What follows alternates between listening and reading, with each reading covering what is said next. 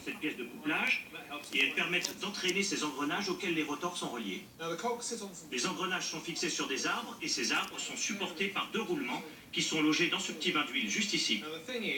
Mais le problème, c'est qu'on voit qu'il y a de l'usure en haut de ce rotor.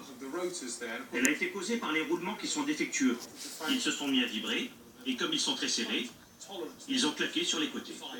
Si on les laissait comme ça, ils continueraient de vibrer, finiraient par se coincer et tout se bloquerait. La courroie se casserait, ça ferait un sacré carnage.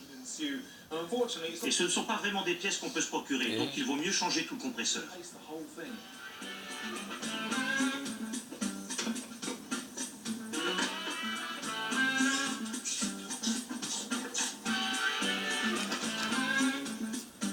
Notre nouveau compresseur est en place et je dois aussi changer la courroie abîmée. On sait que la courroie d'origine doit être jetée car elle est très abîmée et elle ne tiendra plus très longtemps, donc on s'en débarrasse. Mais puisqu'on peut voir la courroie arrière, il vaut mieux jeter un coup d'œil pour voir dans quel état elle est. Elle est assez abîmée et craquelée, donc il va falloir la changer aussi. Mais puisqu'elle est prise dans plusieurs poulies, il vaut mieux faire un croquis pour pouvoir tout remettre en place.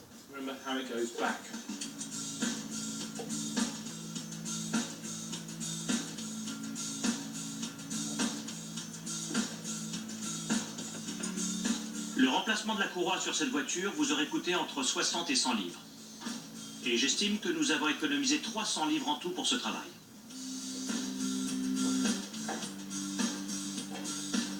Si on avait remplacé la pièce défectueuse par une neuve, et non pas par une d'occasion, le coût total aurait été de 1500 livres.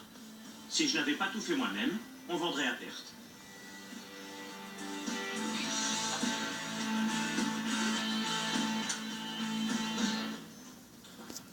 Le compresseur d'occasion que Mike a acheté et que j'ai installé est garanti. Mais juste pour être rassuré et pour ma satisfaction personnelle, je vais encore l'écouter avec le stéthoscope.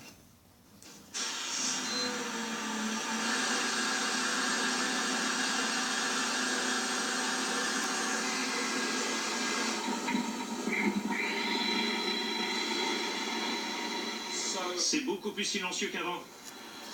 On peut entendre un léger cliquetis. Ce sont les engrenages qui se touchent, c'est bien. Problème résolu, victoire.